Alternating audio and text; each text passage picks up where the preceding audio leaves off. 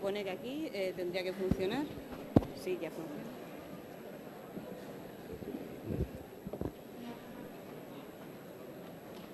¿Sí?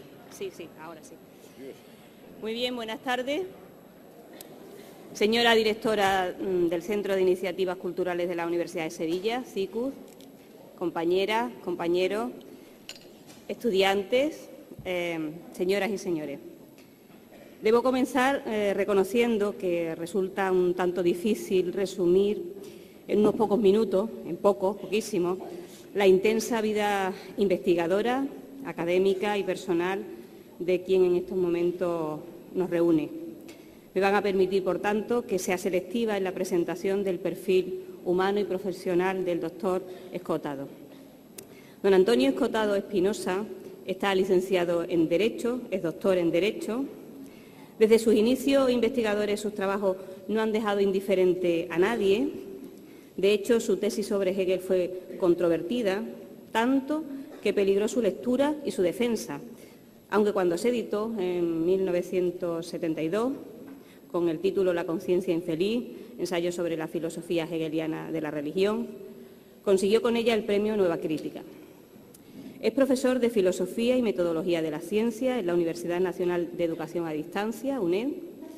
Es un pensador y ensayista reconocidísimo y esta aseveración la hago de forma absolutamente justificada. Entre otras razones, debo decirles que su nombre se encuentra entre los 70 pensadores del siglo XX, que con su trabajo El espíritu de la comedia recibe en 1992 el premio Anagrama de Ensayo, que en 1999 recibe el premio Espasa Hoy de Ensayo por su libro Caos y Orden. De su prolífica obra, además de los títulos mencionados, puedo añadir a modo de ejemplo estos otros. De Fisis a Polis, la evolución del pensamiento griego desde Tales a Sócrates, editado por Anagrama en el 75. Majestades, Crímenes y Víctimas, de 1987, con el que plantea los límites entre la moral y el derecho.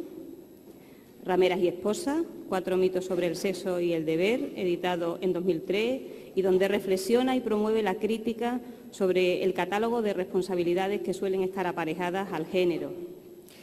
Los enemigos del comercio, editado en Espasa en 2007, es uno de sus últimos libros, 2008. También es un reconocido traductor. Solo una persona muy cualificada puede traducir a Newton, a Hobbes o a Jefferson. De él se ha dicho que es la persona más experta sobre la historia de las drogas que existe en el mundo, y también esta es una afirmación con argumento.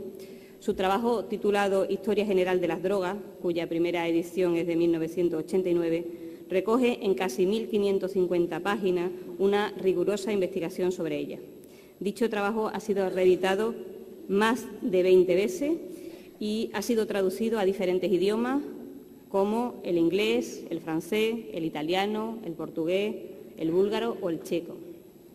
Puedo decirles también que no es fácil encontrarse con hombres públicos que hablen de su vida privada, que parece que es un estilo que marca más a las mujeres. Sin embargo, el doctor Escotado lo hace hablando de sus 7 hijos, de su deseo en aquel momento de la entrevista de ser abuelo, ahora ya sé que es abuelo de 4 nietos, o de su separación matrimonial, y lo hace con total naturalidad y poniendo un toque de sensibilidad y de sentido común. Por esto, quizás me parece que es una persona que posee un estupendo y sanísimo sentido del humor, esperable en alguien que ha vivido tanto, que ha estudiado tanto, que ha pensado tanto y que ha sabido también contar lo que ha vivido y lo que ha sentido. Es capaz de reírse de sí mismo cuando reconoce que existe una pregunta que nunca le han hecho, a pesar de ser un hombre muy requerido por los medios de comunicación. Nadie le ha preguntado por su salud, reconocía hace tiempo, después de que ha experimentado en su intensa trayectoria vital muchas cosas. Y añade, y son palabras textuales, hombre, yo debía haberme muerto hace bastante tiempo. Nunca me imaginé que llegase a tan viejo y a tener tanta ilusión por continuar conociendo, preguntándome cosas y seguir queriendo. Me tomo la licencia de utilizar el siguiente símil. Igual que los 10 mandamientos de la Iglesia Católica se cierran en 2, supongo que algunos de ustedes lo recuerdan, La buena vida para nuestro invitado se cierra en 3. Una dieta razonable, un arrepentimiento ante los excesos y mucho ejercicio físico. Él se define como psiconauta, como alguien que nada en el psiquismo, también como un curioso intelectual, como una persona que ha llevado una vida bohemia y libre. Él, como Neruda, confiesa que ha vivido.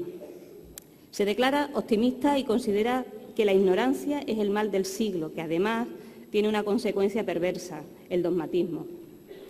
Me parece un hombre coherente porque ha llevado sus ideas tanto a la esfera pública como a la vida cotidiana y, desde luego, retador, en el mejor sentido de la palabra.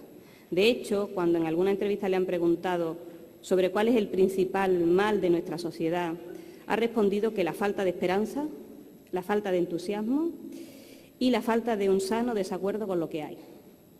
Creo que es una persona provocadora y sugerente, y lo es cuando plantea, y uso de nuevo sus palabras, demonizar las drogas solo nos ha hecho más inermes, más crueles para con nuestros semejantes y más idiotas en el sentido original. O cuando dice, el prohibicionismo en materia de droga es cada vez más un remedio que agrava el mal en lugar de evitarlo. Sus artículos de opinión para diversos diarios, especialmente para El País y El Mundo, dan buena cuenta de ello. Pero ese estilo comunicativo lo que demuestra, además de una forma de entender la vida y la ciencia, es su altura como docente. Antes de que se suscitara el debate sobre el nuevo papel que el profesorado universitario debe mantener en el nuevo marco de la enseñanza superior, debate abierto en los últimos años, el profesor Escotado ya ejercía como un provocador del pensamiento, de la curiosidad intelectual y del entusiasmo de sus estudiantes y de la propia ciudadanía. Así que, como puede usted entender, es una suerte que la Universidad de Sevilla lo haya invitado y es una suerte que hoy esté aquí. Tiene la palabra el doctor Escotado.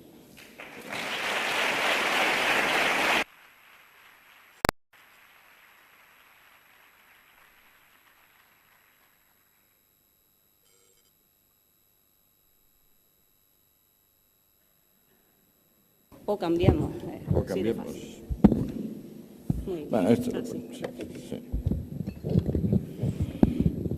A ver. Muchas gracias por esta introducción. Y bueno, veo que son ustedes muy numerosos y que son fundamentalmente jóvenes. Esto me compromete más. Quizá esté acoplando el micrófono. No sé. ¿Me oyen ustedes bien? Sí, perfectamente. Bueno. La conferencia acopla, pero bueno.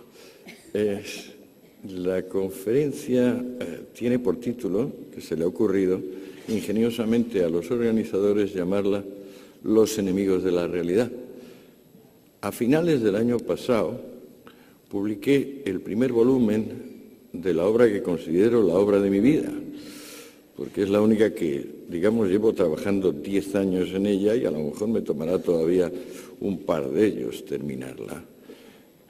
Este libro se llama Los enemigos del comercio, de modo que la concatenación entre los enemigos del comercio y los enemigos de la realidad parece que es que les estoy a ustedes proponiendo que el comercio es la realidad.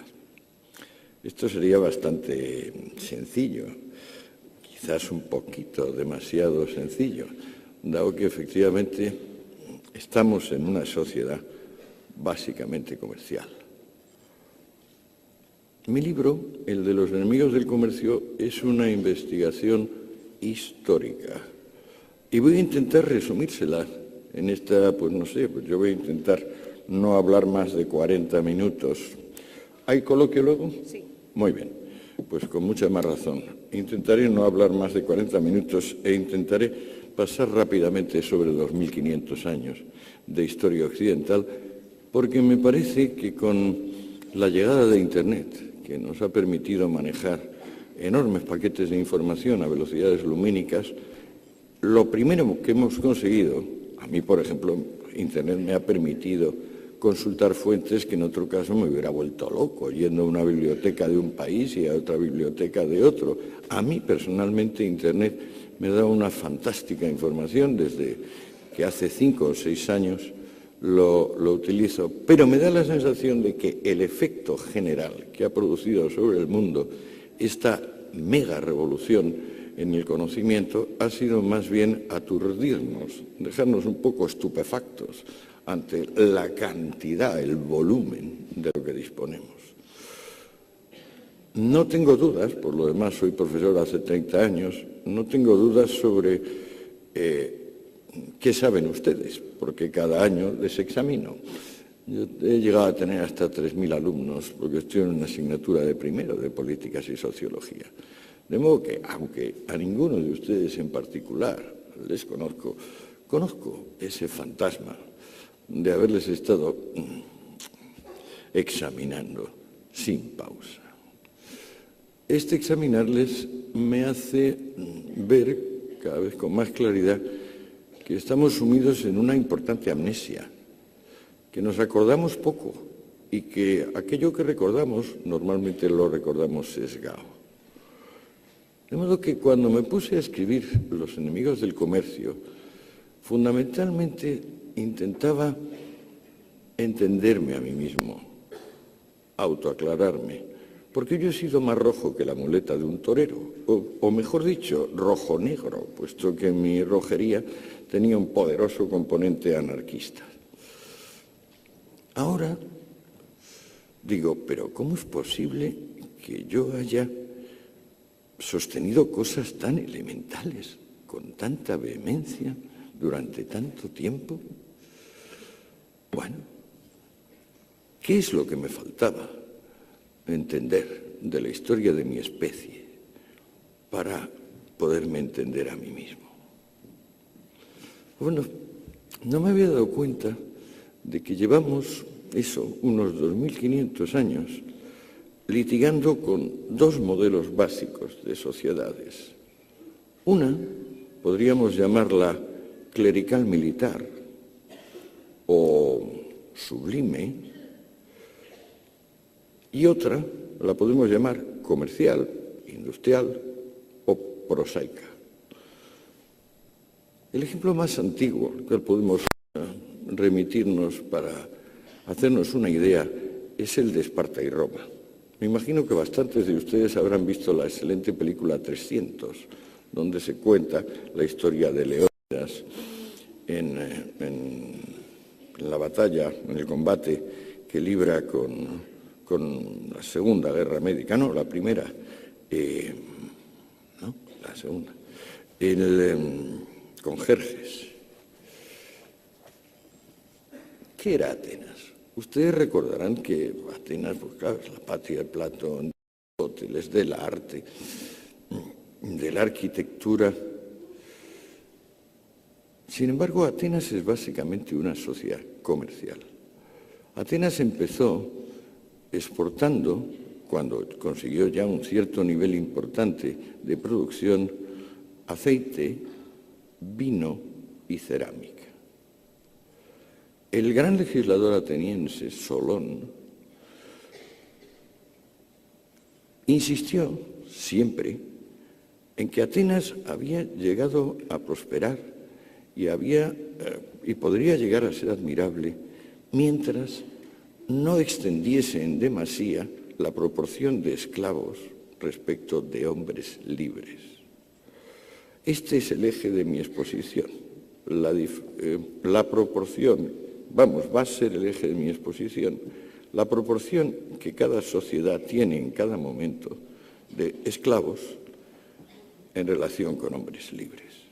Cuando Atenas despegó con Solón, a principios del siglo VII a.C., había pocos esclavos y hasta tal punto había prosperado materialmente que el número de personas pertenecientes a la clase media permitía ir a elecciones y ganarlas. Es decir, que la suma de la gente que se sentía pobre o despojada y la suma de la gente que eran los patricios, los gobernantes, era siempre inferior al sector de la sociedad que estaba dispuesto, como tal clase media, a intentar prosperar o sea que abonaba la movilidad social. Como gran rival tenía a su vecino Esparta, que era una sociedad típicamente clerical militar, sublime, que vivía y vivió 4 siglos de explotar al pueblo mesenio,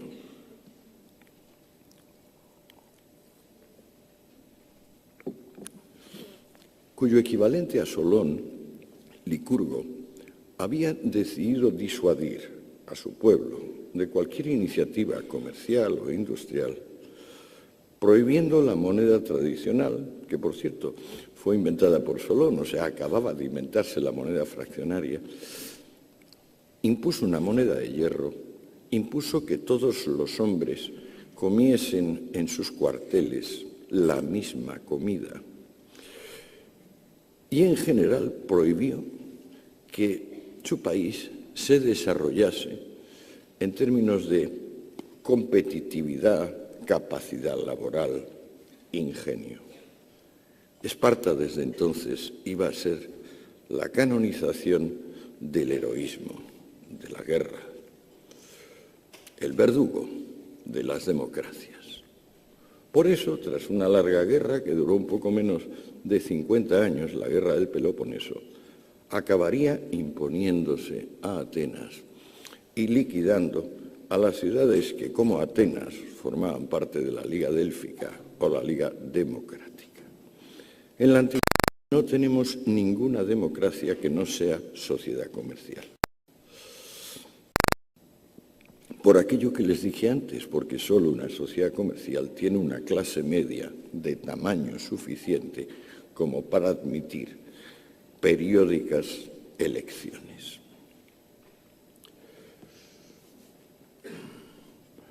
Los persas, los espartanos, que suelen aparecer como gentes de honor, por ejemplo en la película 300, la película omite el interesante detalle de que mientras Leónidas peleaba con los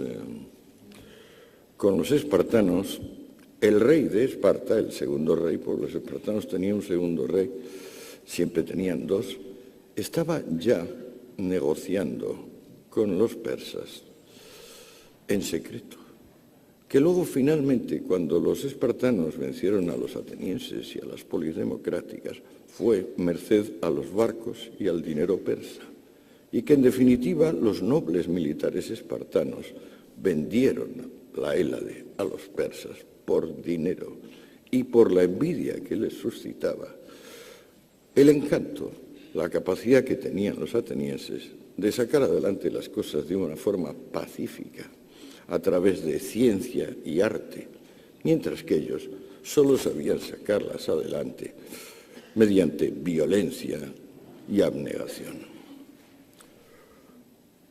3 siglos después, volvemos a encontrar en la antigüedad un conflicto entre sociedad comercial y sociedad clerical militar, que se libra entre Cartago y Roma. Roma es una sociedad muy parecida a la espartana, no tan brutal ni tan tosca, pero muy parecida en el sentido de que es la canonización del amo. El romano no sabe vivir sin esclavos. Y los cartagineses, aunque eran desde luego mucho más salvajes que los atenienses y que las demás ciudades democráticas griegas, eran un imperio comercial, que como los griegos creaba colonias, normalmente costeras, para comerciar con los pueblos de cada lugar. Ya los griegos sembraron un imperio comercial que iba desde el Mar Negro hasta Gibraltar. Y los cartagineses, digamos que reanudaron la gestión de ese imperio fundamentalmente pacífico, basado en el intercambio de cosas. Roma, naturalmente, igual que Esparta, tenía un único y principal mercado, el de esclavos. La compraventa de esas herramientas humanas, de esos infrahumanos, que digamos para todo, salvo para obrar sin instrucciones del amo y para detentar propiedad. Ustedes también habrán visto muchas películas sobre Roma, ¿no? Y a lo mejor les da la sensación de que Roma fue, en la época imperial, a partir de Julio César y su sobrino Augusto, que es el momento más alto, una sociedad realmente próspera, vagamente parecida, por ejemplo, a la España de hace 50 años. Ustedes se equivocan si piensan semejante cosa. Vamos a ver. No tenemos en toda la historia de la literatura latina un solo dato que nos indique cuál era el salario de ninguna profesión civil durante los aproximadamente 7 siglos, que duran desde el ascenso de Roma hasta la desintegración del imperio. El trabajo en Roma lo verifican esclavos. Y sobre el precio del esclavo, ustedes podrían preguntarse, ¿cuánto vale un esclavo? Pues no vale poco.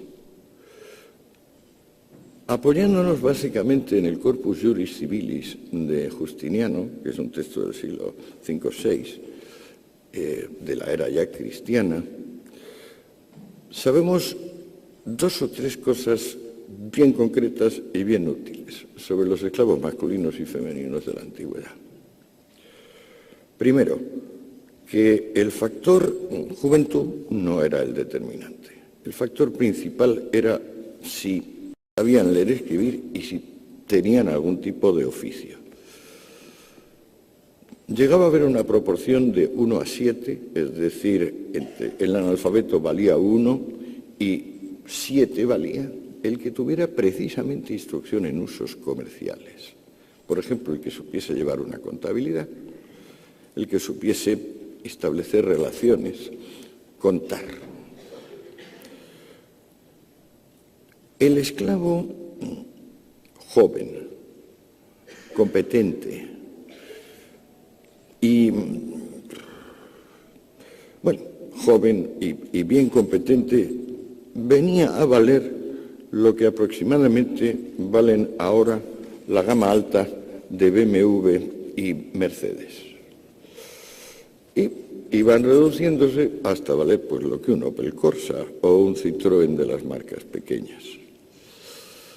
Esta mano de obra es la que mueve prácticamente a toda la antigüedad, con la excepción que les he dicho de Atenas y un poquito de Cartago, porque Cartago era también bastante esclavista. La consecuencia de que aproximadamente una persona no esclava trabajaba y 15 esclavos trabajaban, estos son los datos de Atenas después de haber perdido la guerra con Esparta, hacía que el dinero circulase mal y con unos altísimos tipos de interés. En la Roma republicana, antes de llegar César al poder, el interés del dinero era aproximadamente un 8% mensual. Si hacen ustedes la multiplicación de 8 por 12, verán que están por encima del 90%. Con esa insuficiente circulación monetaria, Roma vivió básicamente de conquistar vecinos. Y la gran tragedia que va a acabar con ese imperio es que los vecinos, llega un momento que se acaban los vecinos ricos. La única forma que el único vecino invadible, por ejemplo, son los tártaros o los de Mauritania, y bueno, no sale a cuenta porque hay que mandar al ejército, que cuesta un dineral, porque el ejército romano es profesional desde tiempos de Augusto, cuesta un dineral y no sale a cuenta, no hay botín. Esa sociedad que, digamos, en tiempos de Marco Aurelio, hacia el 130 o así, ya tiene emperadores de una enorme dignidad personal, tecnócratas eminentes, justamente porque no puede ir peor, porque ya ha saqueado todo lo que tenía fuera y dentro y no sabe vivir del trabajo, no sabe inventar cosas útiles, cosas que los otros voluntariamente compren. esa sociedad donde lo involuntario ha crecido tanto que prácticamente ya para tiempos de Marco Aurelio no solo es que la inmensa mayoría del cuerpo social son esclavos, sino que la inmensa mayoría de los libres son también esclavos, porque están obligados a prestaciones voluntarias de distinto tipo, que prácticamente les obligan a ceder su casa para que venga el ejército, ceder como alojamiento militar, ceder sus animales y sus aperos de labranza.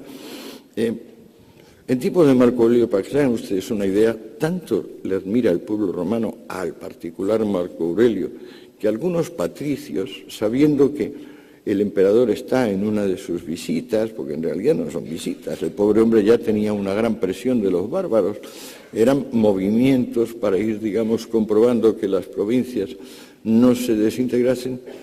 Algunos de esos aristócratas romanos se suicidan admirando a Marco Aurelio, simplemente porque saben que la visita del emperador les va a llevar a una situación de absoluta ruina.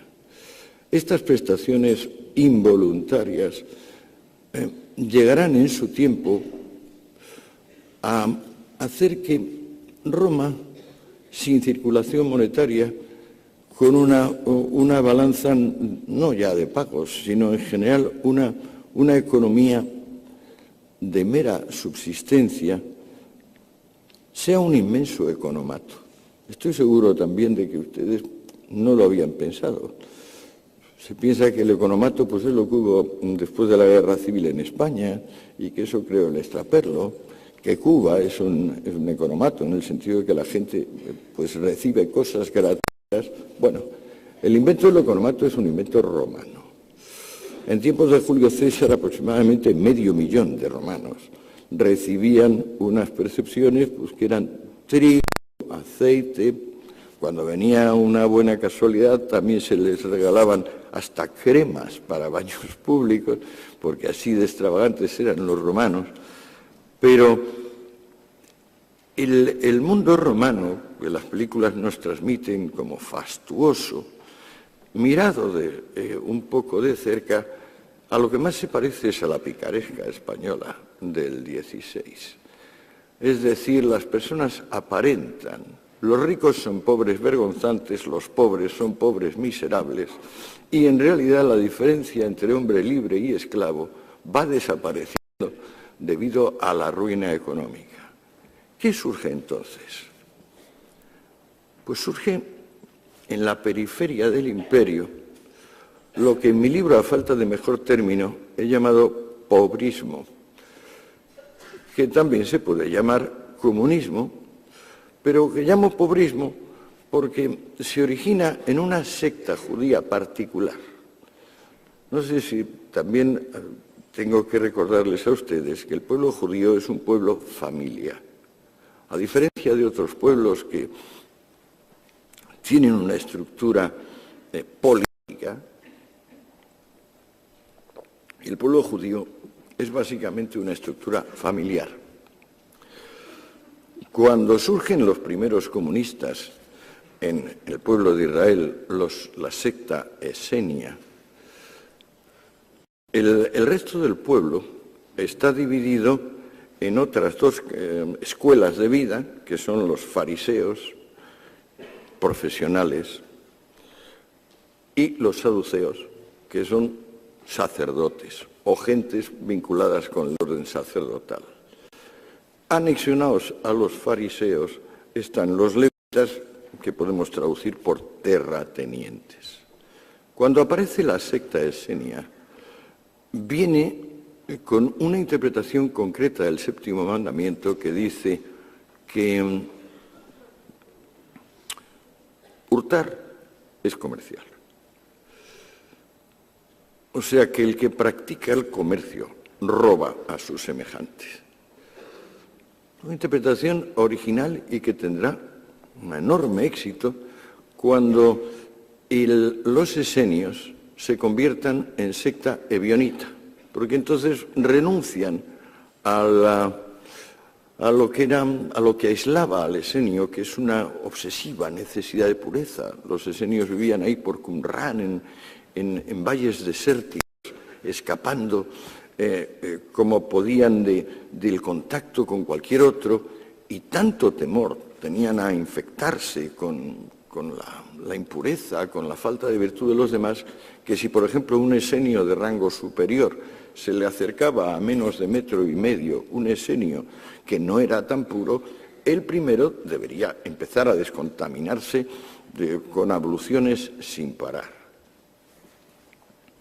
Eso les obligaba a construir enormes aljibes en los lugares donde vivían, porque como al ser desérticos son lugares donde llueve una vez al año o dos, pero construyendo enormes aljibes podían tener el agua necesaria. Los esenios van a perder esa fobia de contacto, esa obsesión por la pureza, y se van a convertir en secta ebionita. Ebionim significa hombre pobre, secta ebionita, secta de los hombres pobres, que va a ser impulsada por dos primos hermanos muy elocuentes, Juan Bautista y Jesús de Nazaret. No necesito, de eso sí que saben ustedes, espero que la amnesia no haya cubierto tanto las hazañas de Juan y de Jesús, que predicaron no ya que el comercio era, sino que la propiedad privada era un robo y el comercio era. Ahí empieza, a mi juicio, el comunismo, porque se puede ver que los espartanos tenían algún tipo de comunismo militar. Incluso también había dicho que la casta gobernante no debería poseer bienes y debería tener, incluyendo las mujeres. Pero el verdadero comunismo, el que nosotros consideramos tal, el que reelabora Carlos Marx, ese es la enseñanza vertebra los evangelios. Allí se dice que hay oposición entre Dios y el dinero, que un rico no podrá entrar en el cielo, igual que no puede pasar un camello por el ojo de una aguja. Y, yo resumo el programa pobrista en mi libro en 15 páginas de frases del Evangelio. No puedo entrar en eso, porque ya se nos echa el tiempo encima. Vamos a ver dónde estamos. Sí. Si coordinamos la aparición del mensaje comunista con la desintegración material del Imperio Romano, tendremos una inyección de entusiasmo y de energía de tipo exclusivamente espiritual. Como con los cristianos viene el amor al más allá y el desprecio al más acá, la preocupación que sentía el ciudadano romano ante la desintegración material de su mundo se interrumpe, porque lo que se quiere es el otro mundo. Y así nos vamos a pasar por lo menos 1000 años esperando el juicio final. El juicio final es el acto básico donde, como dice el Evangelio repetidamente, Dios convocará a los ricos y a los pobres, castigará a los ricos y así los pobres quedarán enormemente satisfechos viendo cómo aquellos que habían disfrutado de las bondades de este mundo resultan castigados, y no ya castigados con la muerte, castigados al tormento eterno.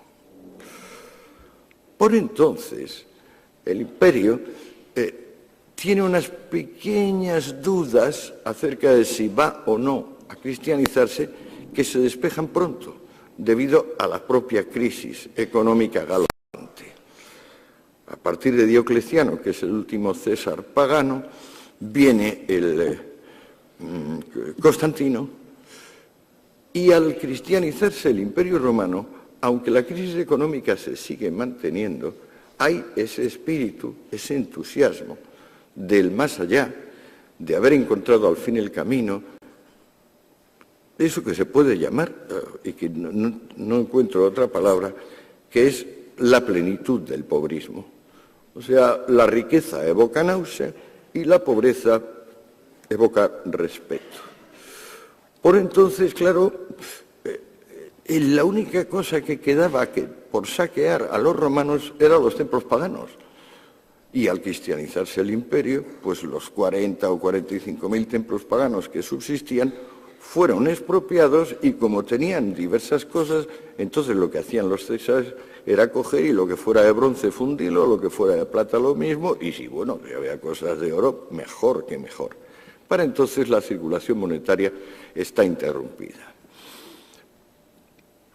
La única fuente de dinero a partir de la cristianización es el turismo piadoso. O sea, son el que conecta distintas partes del imperio con Jerusalén. Ahora tenemos, por ejemplo, las excavaciones arqueológicas muestran que hubo un importante desarrollo de la zona en el sentido de regadío, embalses. Pero bueno, perderíamos quizás un poco el tiempo si entro en detalle. El imperio se está despoblando a toda velocidad ya desde tiempos de Julio César. Para entonces, digamos, para Constantino puede calcularse que hay 1 de cada 3 personas, esa es la proporción, y la gente que sobra de las ciudades y la gente que sobra del campo se confluye como, digamos, en el cambio de marea, formando unas grandes hordas de personas que no caben ni en la ciudad ni en el campo. Origen de nuestra palabra vago, porque esas grandes hordas que llegaron a ocupar regiones enteras se llaman vagaudas y eran prácticamente el destino inevitable, vamos a decir, de la mitad de la población.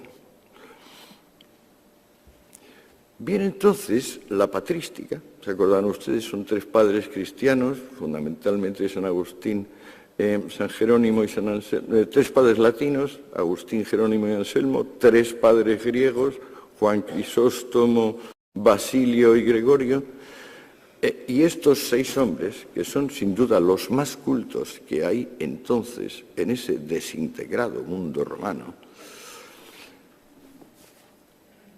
racionalizan el comunismo. Explican concretamente que en toda compraventa siempre va a haber un perdedor, que el comercio crea una movilidad social mórbida, morbidus, dicen ellos, es decir, fúnebre, mortuoria, porque implica que los listos pues se sobrepongan a los parados, paraditos, digo mentalmente, ¿no? Y que esto pues va a imponer de algún tipo de meritocracia cuando lo esencial del mensaje evangélico, recuérdenlo ustedes, es el Sermón de la Montaña que dice: benditos sean los pobres de espíritu, porque de ellos es el reino. Ustedes dirán que pobres de espíritu a lo mejor se decía en sentido figurado. No. Estamos hablando de micros neuma, o sea, de poca alma, de personas, digamos, por debajo de la media. ¿Qué pasó en la Alta Edad Media? Las historias les cuentan cosas del rey Arturo, del Roldán, incluso podemos llegar ya en la muy avanzada Edad Media al Cid. Bueno, la Edad Media se puede dividir en 2 periodos fundamentales. Uno, llamado Edades Oscuras o Alta Edad Media, que viene a durar desde el siglo V hasta el siglo XII, y otro, que es la Baja Edad Media. ¿Qué sucede en la Alta Edad Media o en los siglos oscuros? Pues, señores míos, sucede que las ideas evangélicas, las ideas de la patrística, se cumplen. La Edad Media fueron 6 siglos de comunismo militante. La sociedad comercial ha desaparecido por completo. En el año 2003, un profesor de Harvard, McCormick, un medievalista, digitalizó, es decir, escaneó todos los documentos medievales del siglo VI al siglo XIII, los pasó por un programa adecuado y le preguntó cosas tan sencillas como: ¿cuántas veces aparece la palabra negociator? Negociator, negociante, hombre de negocios.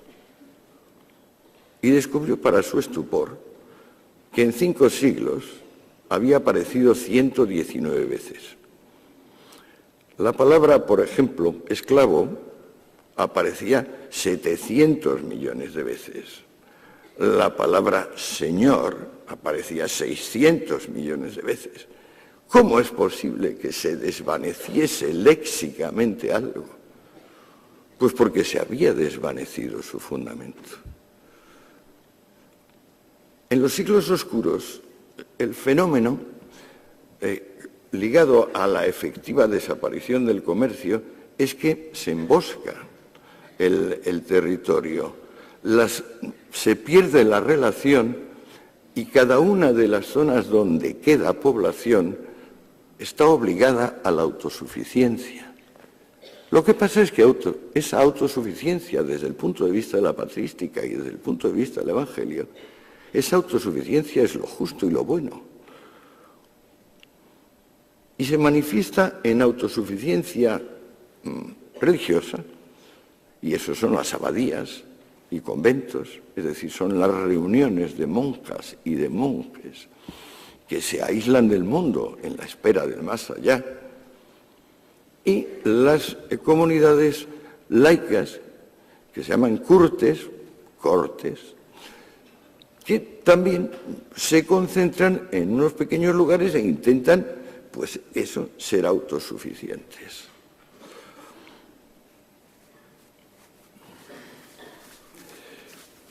¿Cómo sale Europa de una situación donde había aproximadamente 60 hambrunas anuales y la enfermedad más difundida era la lepra?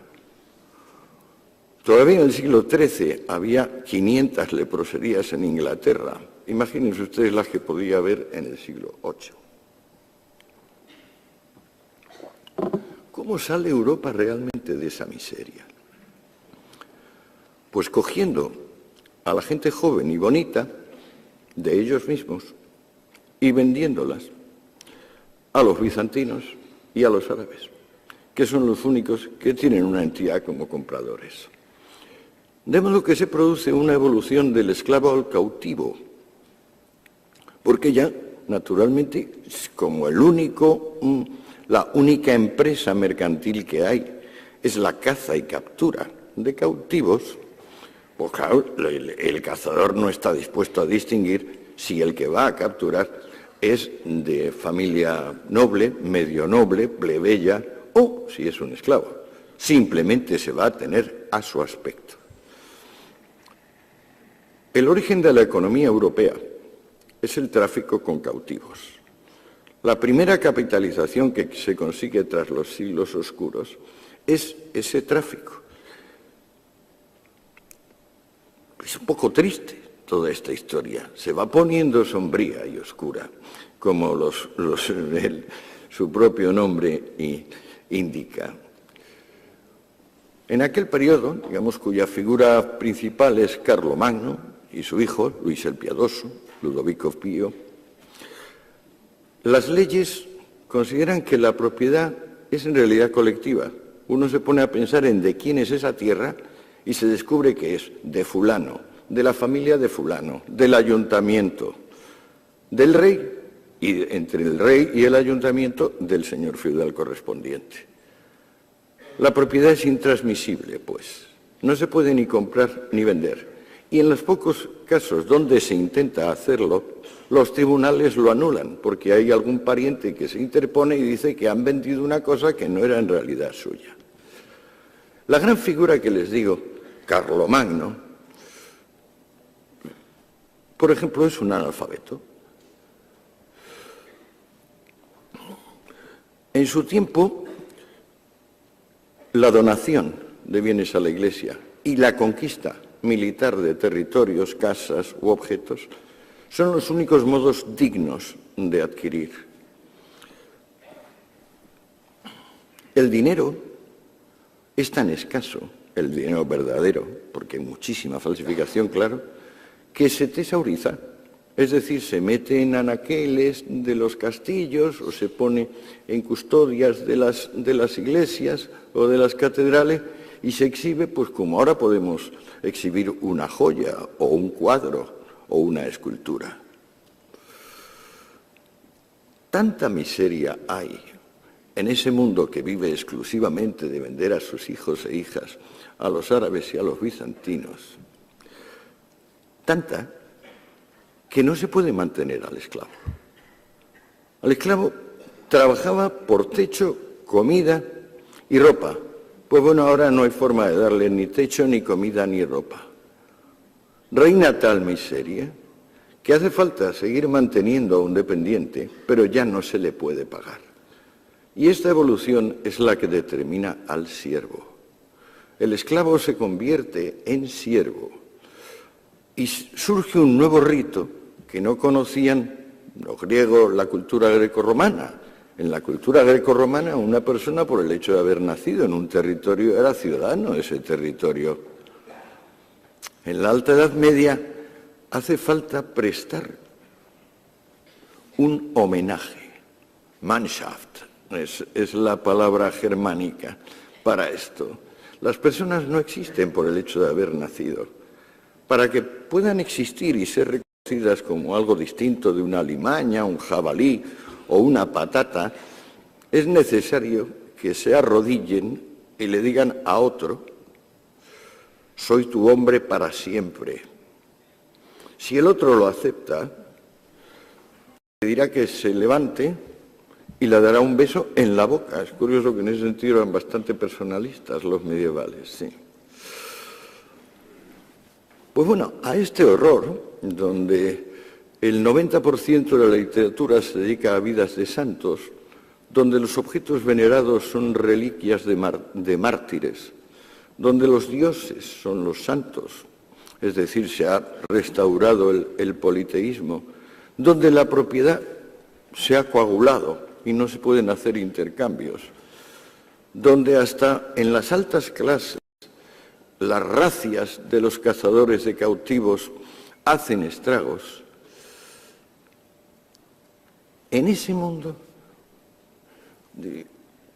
aparecen dos cosas que funcionan como ganzúas para abrir la puerta que la sociedad clerical militar le había cerrado a la sociedad voluntaria.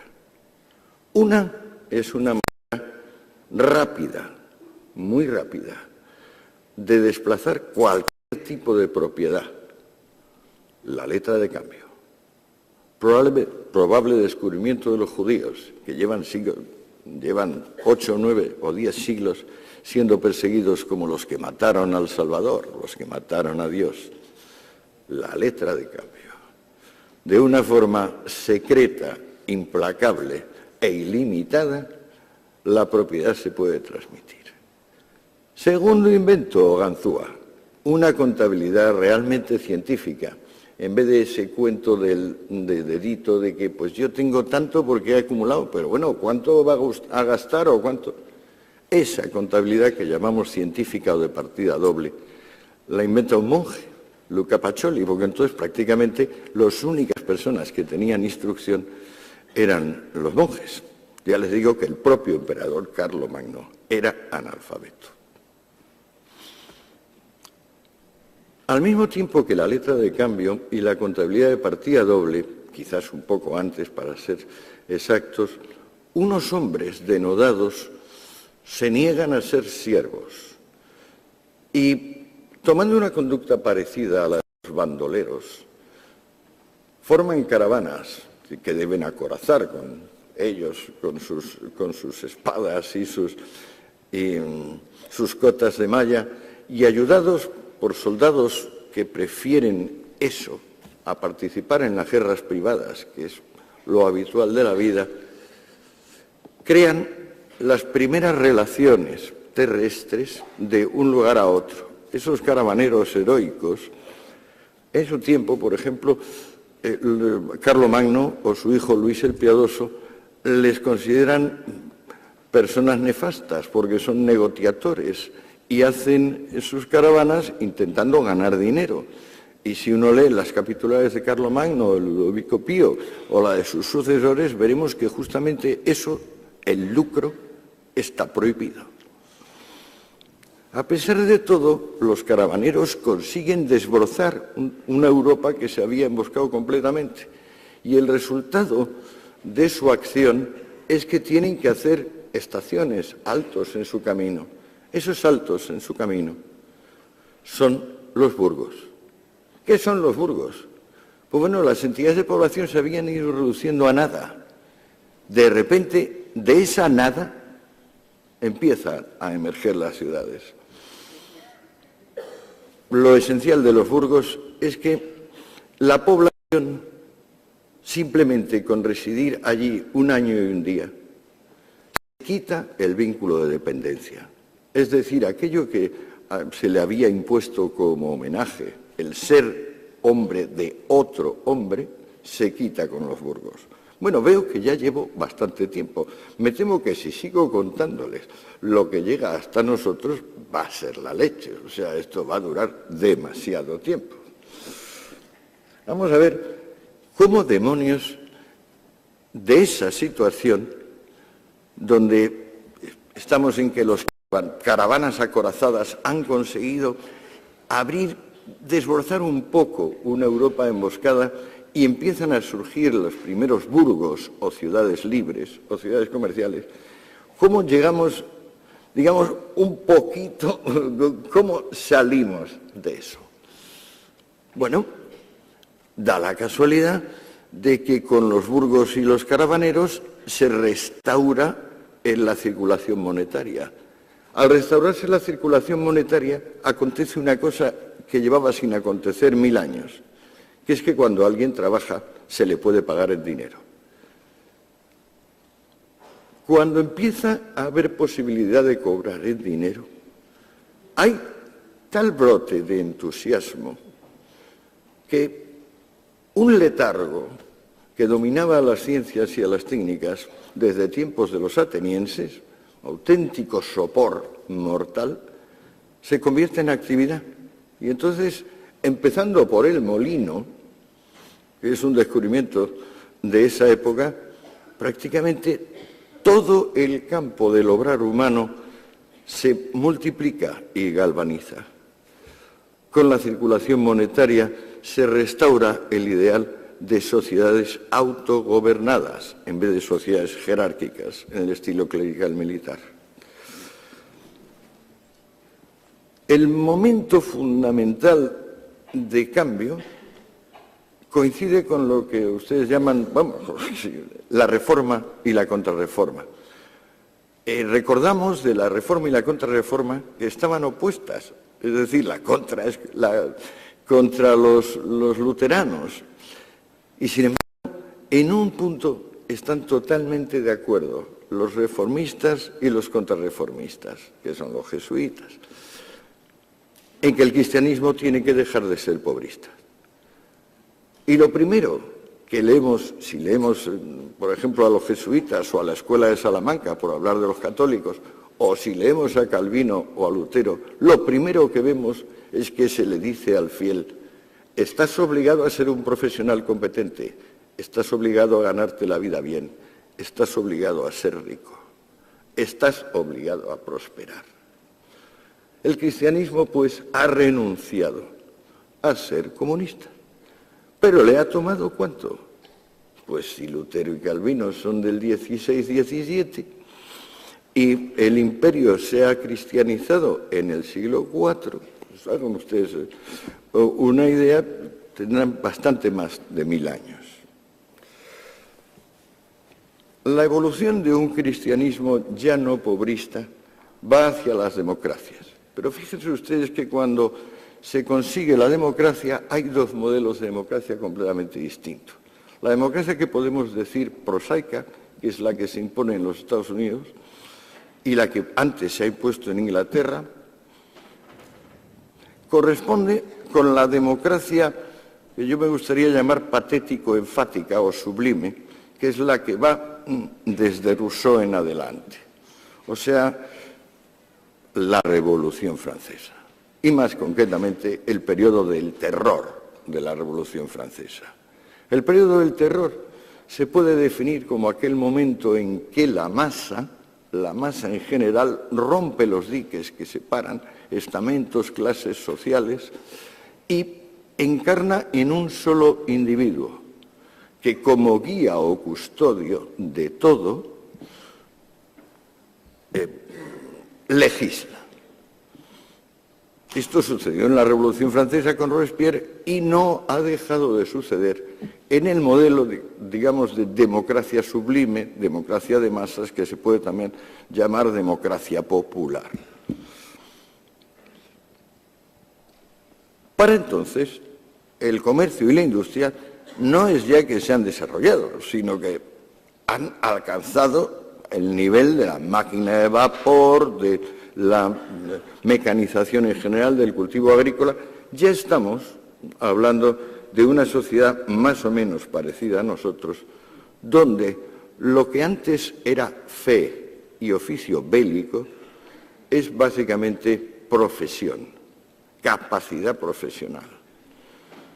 Por profesión se entiende acto útil para un tercero.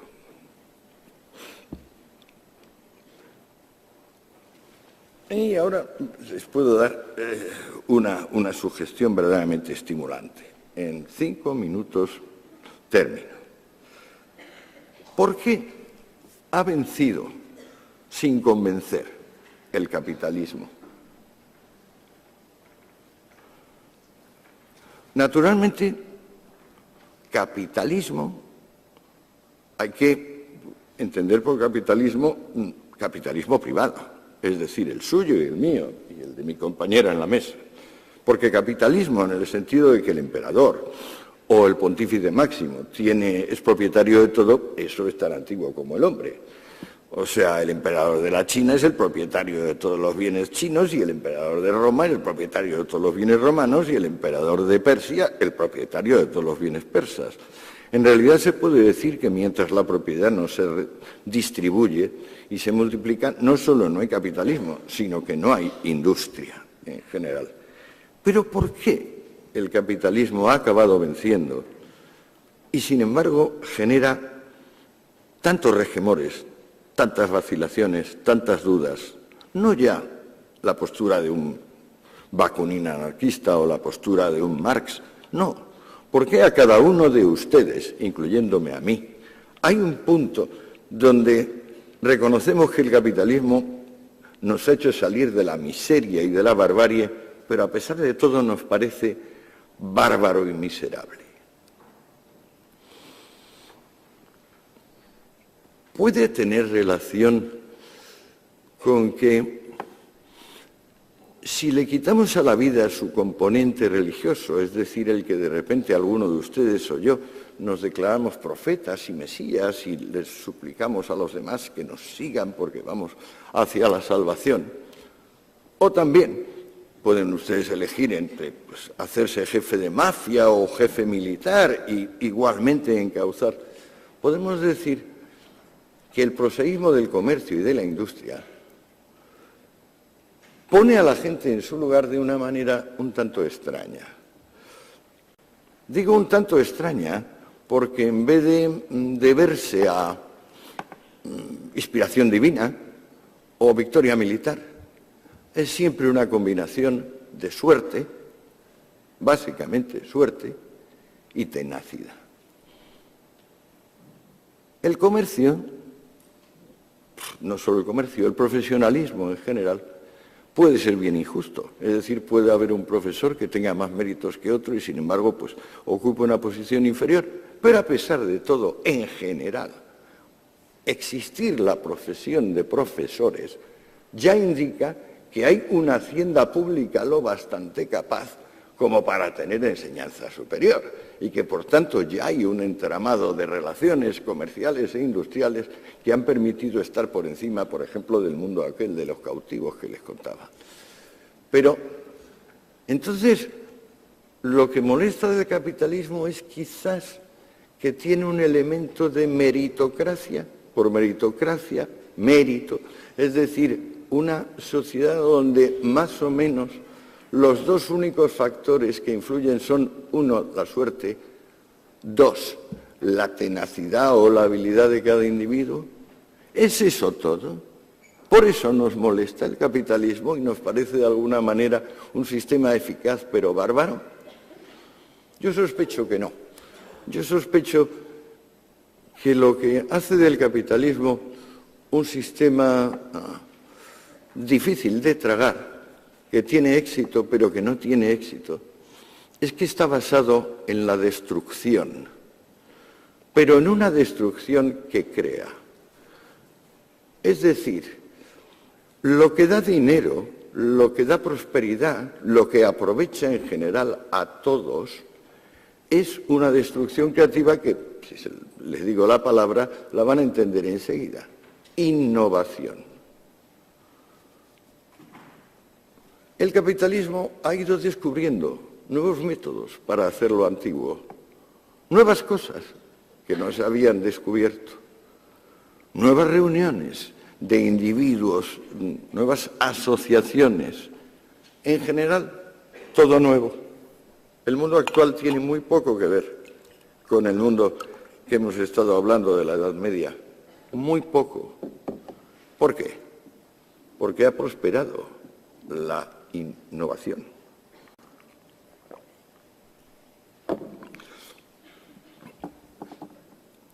Ahora disponemos de estadísticas suficientes para promediar el aumento de la renta per cápita en los últimos 250 años.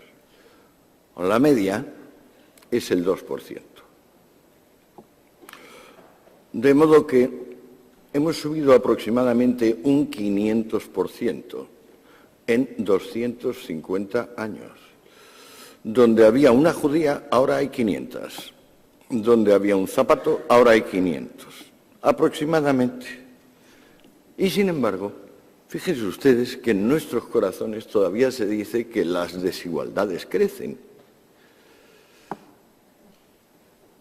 La maquinaria de producción masiva en la que consiste la industria capitalista es fundamentalmente masiva. Y quien realmente se ha ido de la película son los pontífices, los señores feudales, los autócratas. En las altas esferas económicas actuales hay mucha más movilidad todavía que en las bajas. Salvo un par de dinastías industriales que se han conseguido conservar 100 años, no hay nadie que se mantenga en la cumbre. El sistema capitalista está basada en una destrucción creativa, una innovación que afecta principalmente a las personas y que beneficia fundamentalmente a las masas. No queremos ver esto. ¿Por qué no queremos ver esto? Yo me lo he preguntado a mí mismo, porque naturalmente es sondeando mi corazón donde he encontrado estas extrañas paradojas. Pues bueno, a mí me parece que tenemos una nostalgia del amo y del siervo, y que con el capitalismo privado se han acabado los amos y los siervos. El siervo, según el cristiano, según San Pablo, está más cerca del cielo que el amo.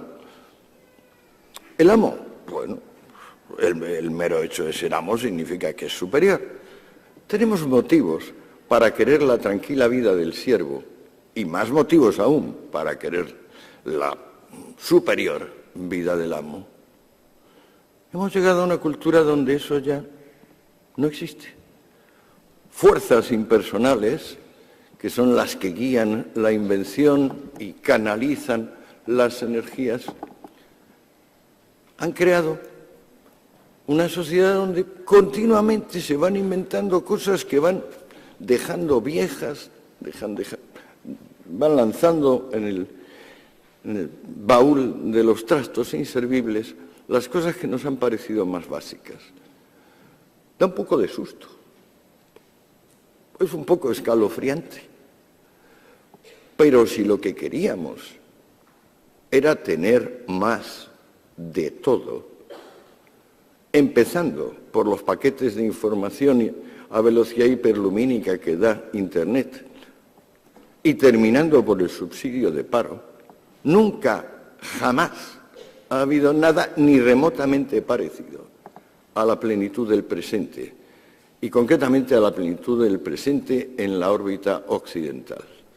El fenómeno de la globalización lo ha expandido todavía mucho más, porque claro, si antes las locomotoras habían sido Alemania o Japón, la locomotora de los últimos 20 años ha sido China e India.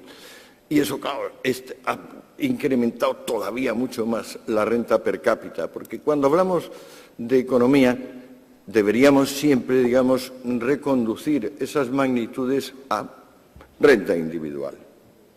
Fíjense ustedes la recesión actual. ¿Cuántos piensan que la recesión actual tiene... ¿Sabe usted lo que le digo? Si entramos en la recesión actual, me voy a tirar media hora. Sí, lo dejamos con lo que les he dicho hasta ahora. Les agradezco la paciencia, porque es que tengo demasiadas cosas, demasiados datos, y entonces me atranco yo mismo. Discúlpenme por lo denso de esto, y si en la medida de lo posible guarden como fruto de lo que he dicho esta extraña paradoja de triunfar sin convencer, que le toca a nuestro sistema político y social. Gracias.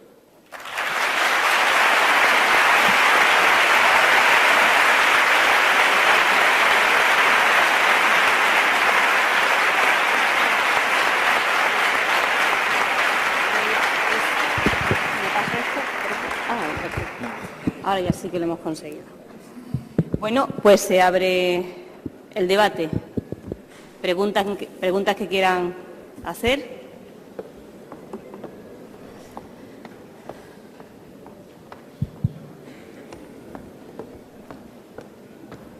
La dejo abierta.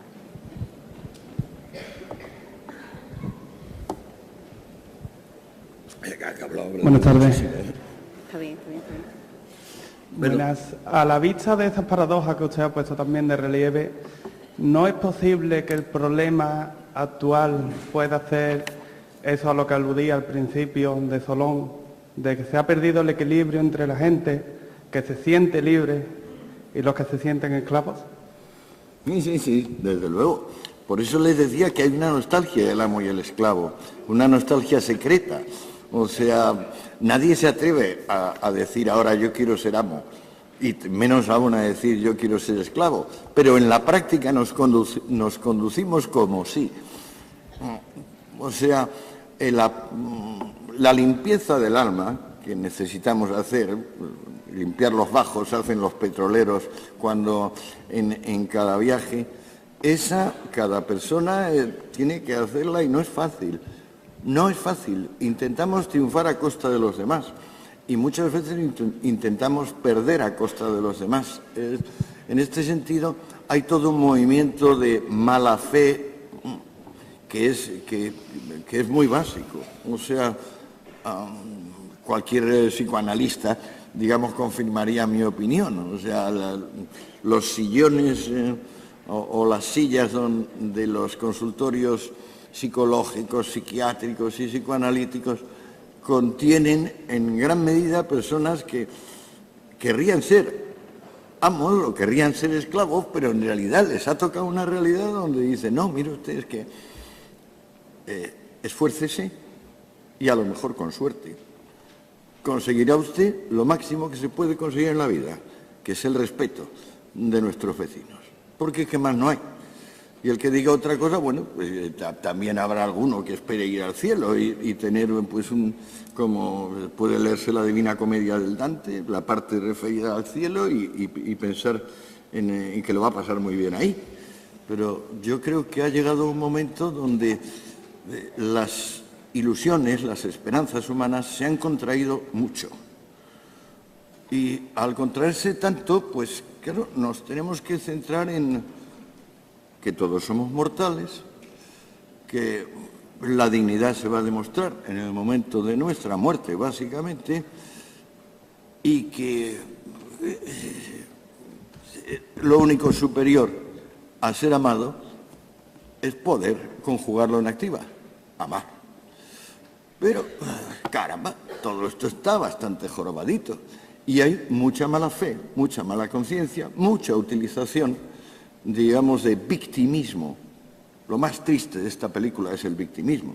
Pero, digamos, eso es lo que alimenta las consultas psiquiátricas. Sí. ¿Más preguntas?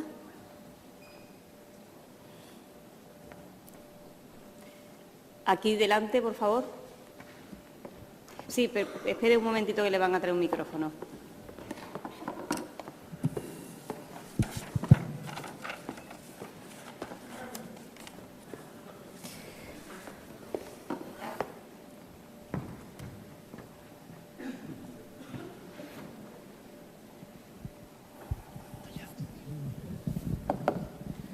Yo te quería hacer dos preguntas como profesor de filosofía. La primera es que creo que el texto original que aparece en el Sermón de la Montaña es referente a los pobres, a los que nada tienen. Creo que hay un añadido ahí de el pobre de espíritu, cuando en realidad es la pobreza total, la que verdaderamente hace cercano al reino de los cielos. Esa es la primera pregunta. No, pues por eso, luego me haces la segunda, pero tengo que contestar a eso.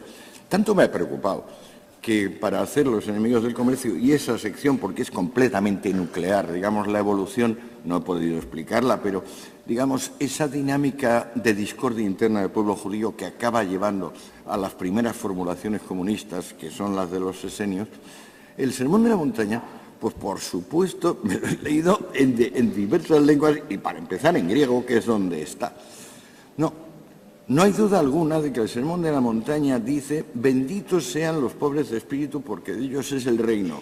Coma, benditos los afligidos, benditos los humildes y benditos los perseguidos.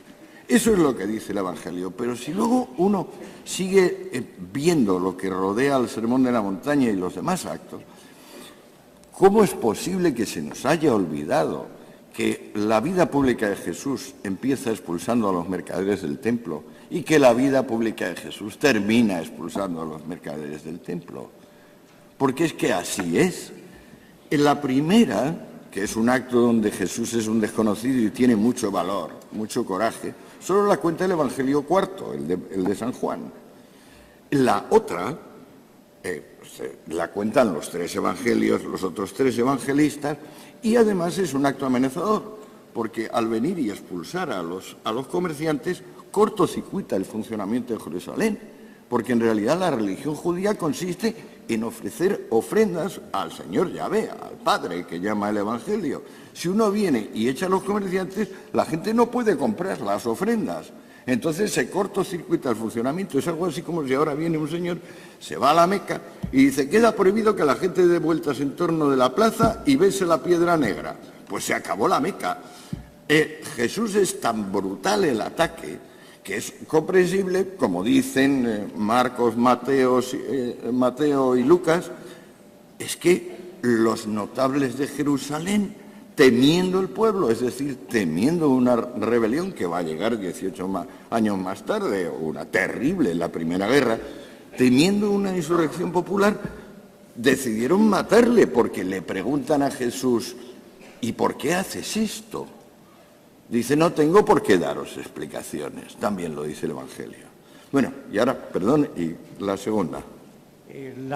Lo referente a la emigración, que por qué actualmente los países democráticos siguen utilizando a gran parte de los ciudadanos, si se pueden llamar ciudadanos, que no se pueden llamar ciudadanos desgraciadamente hoy, del tercer mundo como nuevos esclavos. Bueno, es que es una dinámica de intereses. A nosotros, el que nos trabaje, pues es un señor de Ecuador o una señora de Rusia o una señora de Mauritania, nos interesa, pero les interesa mucho más a ellos. O sea, quiero decir, aquí hay una dinámica de intereses, pero es mucho más fuerte el interés que impulsa al inmigrante a venir a zonas prósperas, si nosotros lo conocemos, si España es un país de inmigrantes.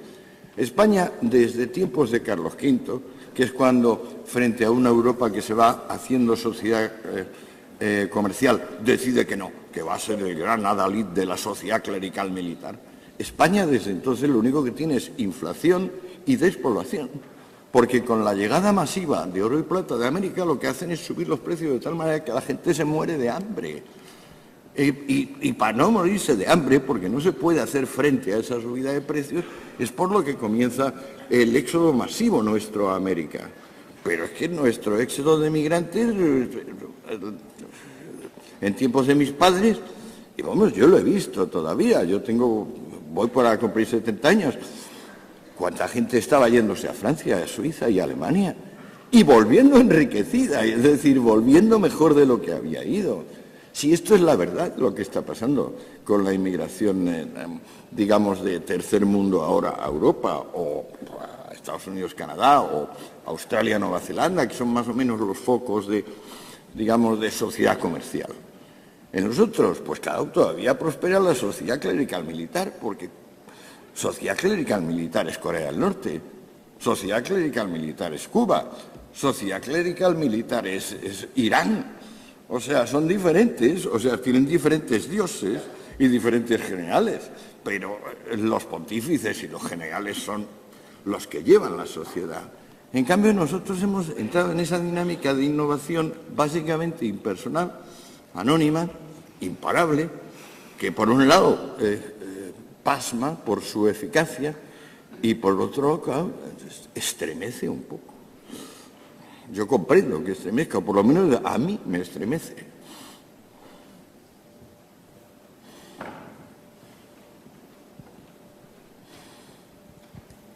Hola, buenas tardes. Yo quería ante todo felicitarle por esta disertación, que yo creo que a mí personalmente, y me imagino que a muchos de mis compañeros nos hemos quedado apabullados. Yo he sido estudiante de medicina, ya he terminado, y claro, particularmente poco sé de historia y poco sé de filosofía. Y bueno, mi pregunta era, en esta sociedad que usted dice que es comercial, en la que nosotros vivimos, yo quería preguntarle qué papel puede tener ahora mismo y qué papel tiene de cara al futuro lo militar y lo religioso. Hombre, lo militar va en franca decadencia, gracias a Dios. Hace bastante tiempo que lo militar es simbólico, casi es virtual. La diferencia entre juegos de ordenador, de comandos, no sé qué, que le gustan a mis nietos, y lo que realmente ha pasado en Irak, que ha sido una atrocidad, ha muerto mucha gente, ¿no? Pero se van como confundiendo cada vez más. O sea, es de esperar que en el futuro las personas resuelvan sus asuntos con todo lo duro que es el mundo de las relaciones voluntarias, pero que el mundo de las relaciones involuntarias, o sea, la fe, el servicio militar, la nacionalidad, esas tres, que son las tres obligaciones básicas, y en el pasado a eso se añadía la cuna, la cuarta, que esas cuatro, esa dinámica impersonal de innovación y creatividad, las va pulverizando. O sea, auguro un porvenir bastante negro al ejército, en general. Va a quedar como gendarme, como está ahora los Estados Unidos. Yo no sé, quizá, por ejemplo, Europa se haga con alguna unidad de intervención rápida, basada en todo, pero es que sale tan caro y sirve de tan poco. O sea, conquista tan mucho más el comercio que las armas o el hisopo del pontífice lanzando el agua bendita, conquista tan mucho más que el que ahora realmente pretenda recurrir al... Yo creo que, por ejemplo, los americanos tienen ejército por lo que tienen de misión histórica, por el peso de la púrpura, que ya quisieran quitársela de encima, pero que no pueden. Yo creo que están hartos los americanos. Ya les fue duro tener que intervenir en la Primera Guerra Mundial para impedir los afanes del Kaiser. Más duro y más costoso en vidas les resultó intervenir en la Segunda Guerra Mundial. Y claro, evitar que Europa se convirtiese en un feudo de Hitler y toda Asia en un feudo del emperador de Japón. Luego han seguido, pero yo no creo que los americanos tengan vocación militar. No es una nación militar. Roma es una nación militar, por ejemplo, Esparta, incluso Rusia se podía decir, pero América no. América es la punta de lanza de la sociedad comercial y está creada precisamente porque los pilgrims, los peregrinos que fueron allá por primera vez, esa gente eran básicamente de mentalidad comercial. O sea, tenemos también, eso me alegro de que salga el tema, porque es otra de sus amnesias. Estoy seguro que ustedes lo ignoran. Entienden que puritano es una persona que es muy severa y quiere fastidiar a los demás y no les quiere dejar a los demás ser como son. O sea, puritano es un tío que es intolerante. Bueno, eso es simplemente de no haber leído. La obra cumbre del puritanismo es El paraíso perdido de Milton. Milton es el único hombre que en inglés escribe como escribía en griego Homero. O sea, un monstruo. El paraíso perdido es un poema interminable. Lo fundamental del paraíso perdido es una reinterpretación de la caída. Porque, claro, el cristianismo está viviendo de que qué mal aquello de que por Dios te comiste la manzana y entonces os echaron. Y desde entonces hay que luchar, hay que morir, ay, qué mal nos va, ¿no? Y pues una recuperación de ese paraíso perdido va a ser el cielo, que es un concepto que no está en la religión judaica, que viene con el cristianismo y que luego se aferra a él también el Islam, que no lo suelta. Pues Milton, el puritano, el supuesto intolerante, cuando uno lee El paraíso perdido, lo que dice el ángel Miguel a Adán, recién expulsado del paraíso, es: la serpiente tenía razón. Aquí comienza la verdadera vida. Eso quiere decir una reinterpretación total de la condena bíblica y de la idea de la vida tal y como se la planteaba el hombre en tiempos del amo y el siervo. Porque digamos que todo esto se podría resumir como la época del amo y el siervo y la otra. No tenemos suficientes elementos de juicio todavía para describir esa otra, a mi juicio. Solo sabemos que ya no es aquella. Sí. Hola, sí, se me escucha. Mi nombre es Pablo, estudio Historia y yo quería hacerle una reflexión acerca de lo que usted ha dicho de cómo el capitalismo, que nos ha dado este nivel de vida, sigue sin convencernos.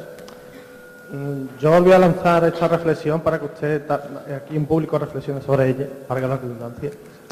Es que el capitalismo, desde su creación, consolidación allá por el principio del 19 más o menos, hasta entonces ha atravesado dos fases.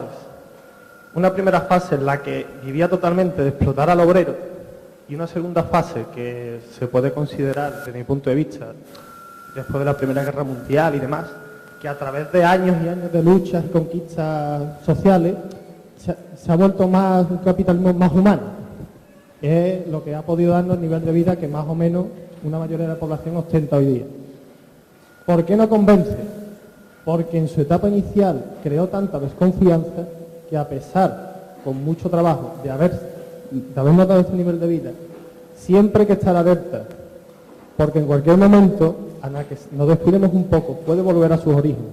Y por eso el capitalismo, desde mi punto de vista, sigue sin convencer hoy en día. Sí, no, pero la verdad es que no es así. O sea, usted estudia historia, pero yo llevo 8 años monográficamente, todos los días, sin sábados ni domingos, porque no me lo descanso, intentando seguir en detalle esto, no en plan de fulano y mengana, sino los procesos mismos. El capitalismo que se puede llamar salvaje, es decir, el previo a la seguridad social y a las prestaciones, ese capitalismo no está basado en explotar al obrero. Ese capitalismo está basado en que el obrero, al fin, es capaz de trabajar para sí mismo, mientras durante 2000 años estaba obligado a trabajar para el otro. O sea, el obrero es lo que nosotros llamamos empresario. Lamento, porque estoy seguro que es otra de las amnesias que les cubre a ustedes el sentido de la palabra empresario.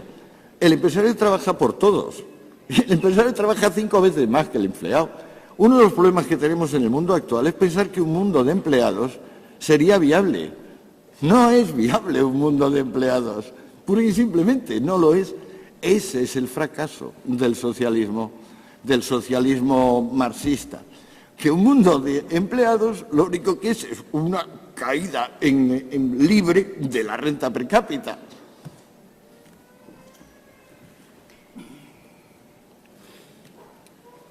Tenemos la posibilidad de una pregunta más para ser rigurosos con el tiempo. Bueno, pues 2 preguntas que han surgido, las últimas 2 preguntas. Vale, bien. Buenas tardes, yo soy Ángela, estoy estudiando psicología y mi pregunta era acerca no iba tanto como lo que usted ha dicho en la charla, sino más bien la entrevista que le hacen en el libro, que hace referencia al tema de la sociología. Y bueno, que usted dice que no piensa que exista la sociología como rama del conocimiento y se refiere también a la psicología. Y quería preguntar a qué se refiere con eso y por qué no lo decía.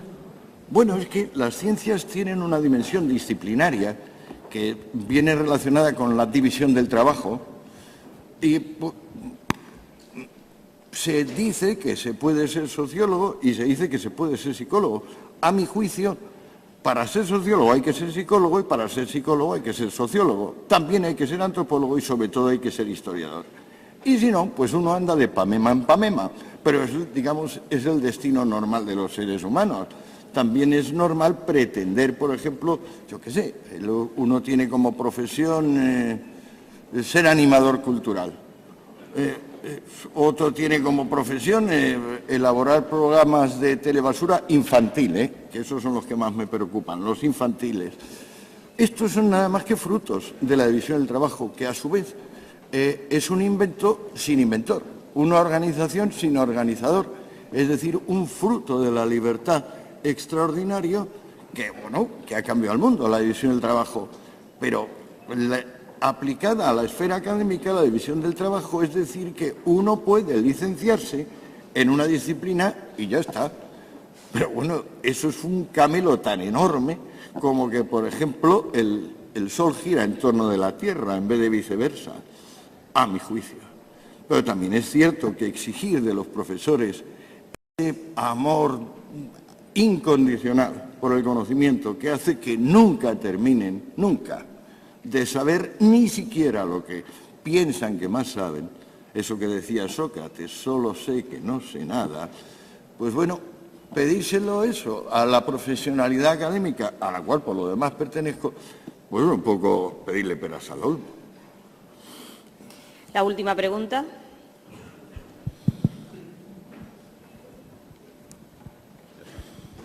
Hola, buenas tardes.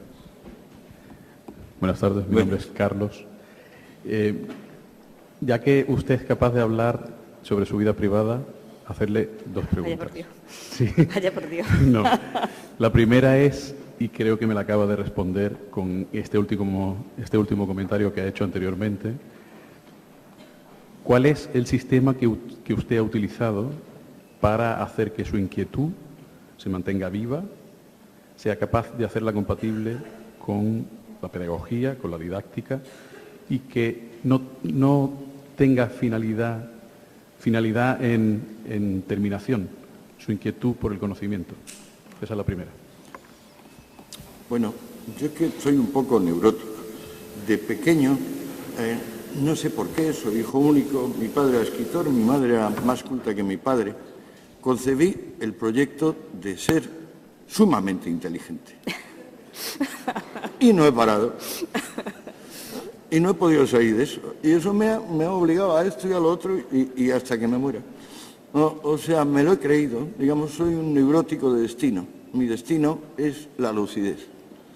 Pero claro, antes más o menos, ya que me ha hecho esa pregunta, me conformaba yo con conseguir alguna ingeniosidad, hacer un libro más o menos ingenioso. Y así fueron mis libros, hasta este último. Ahora este último ya es implacable. Esto ya no, aquí no hay límite, aquí no hay límite en mi autoexigencia. Y pues bueno, a ver en lo que acabo, no lo sé. Pero claro, lo que no puedo es pensar que soy fiel a mí mismo y luego creerme la historia de que sé algo de algo. Bueno, pues podemos cerrar, dar por concluida la sesión. con el titular Mi destino es la lucidez.